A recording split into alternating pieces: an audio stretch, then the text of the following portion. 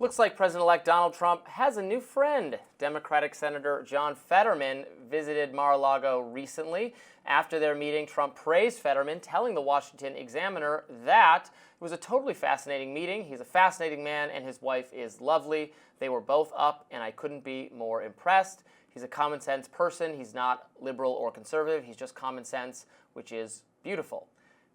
Here's Fetterman last week discussing his rationale for visiting. I demand that I need to be made Pope of Greenland. Do you have the resume to be Pope? I'm having a conversation like he's the president, is going to be. So, I am not the senator for just Democrats in Pennsylvania. I'm everyone's senator in Pennsylvania. Radio host Dean Obeidallah took to Blue Sky and criticized Fetterman's move, writing, "I wish Trump would pick Fetterman for his cabinet so Governor Shapiro could appoint an actual Democrat to fill the seat." Took to Blue Sky is like taking to your parents' basement or something. Political commentator Rob Smith wrote on X, where the rest of us are, "Conservatives, please stop sharing and platforming people who were stumping for Kamala the Communist 5 minutes ago. I don't want to see Charlemagne or Stephen A. Smith or Bill Maher or John Fetterman or any of the rest. They don't need free PR from us." Well, I obviously don't agree with that because we give them free PR all the time. What is this Blue Sky slander, though, Robby? Blue Sky is, you will not find me over on Blue You'll find me on Blue Sky. Are you on Blue Sky? I am on yes. Blue Sky, yes. But what's the conversation like over on Blue Sky? I don't think you would feel particularly at home there, for the most part, I have to say. Yes, indeed. Jen Rubin would feel very at home there. Very, very at home there. Mr. Fetterman. Mr. Fetterman, I am rather skeptical of. I think that there is a theoretical argument to be made for, being civil, being nice, being friendly.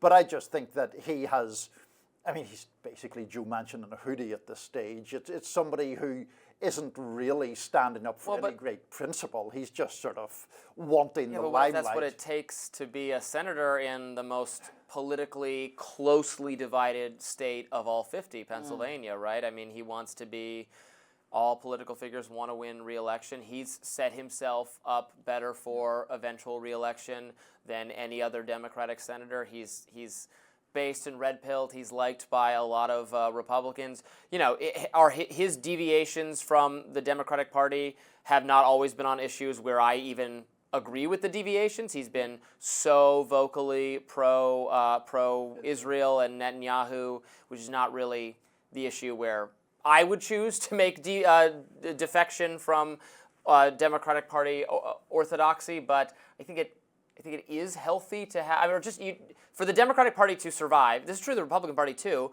and sometimes they get into trouble where the MAGA base or the very conservative primary voters expect some candidate who then cannot possibly win a general election. See Kari Lake over and over again. But the same is true for the Democrats. Yes, that part is true. I don't disagree with that. I think that the risk in Fetterman's case is you end up in a kind of Manchin-like position where you're not really liked by anybody. Like it wasn't, Joe Manchin was only respected. Not liked by anybody except the voters of West Virginia. Well, which is Trump plus 90, and he's still winning. No, I know, but Manchin clearly had ambitions beyond West Virginia, right? And those never really went anywhere. I think in Fetterman's case, yes, the Israel-Palestinian issue is part of it because he appeared at times, in my view, to gloat over Palestinian deaths. But I also think, are Republicans really going to warm up to John Fetterman to the point where they vote for him at any point? I'm highly skeptical of that. But Pennsylvania is so close. It's not. You're right. Republicans are not by the millions going to suddenly fall in love with John Fetterman, but they're going to give him favorable media attention on conservative channels, and he's going to get, there's going to be a small smattering of voters who are voting for other Republicans or voting for Republican top of the ticket, but then leave that one blank or vote for Fetterman. Small sliver, you're right, but that's going to be enough to make the difference in Pennsylvania. Right. No, my antipathy to him might be partly to do with the fact that I felt that he sort of presented himself when he was running for election in a very progressive way, and part of that was the the clothes and all that, you know, that he was this sort of emblem or voice of, you know, kind of left-leaning, outside the Beltway people. And, you know, increasingly I just think that seems somewhat fake, and it seems like a sort of costume that is used to disguise a very, very centrist, corporate-friendly, pro-Israel brand of politics, and I don't have much time. Well, my opposition to him when he was running was his medical situation just seemed very sad and unfortunate, and I know he was chosen to be the nominee and then had the medical catastrophe right after, but from his performance in the debate, he just seemed to me totally incapable of doing the comms part of the job, which is, as I have said a lot recently, is a important part of being a national political figure. And I felt, well, did I feel bad for Democrats? Is that a phrase? It's a rare event. It was not ideal, yeah.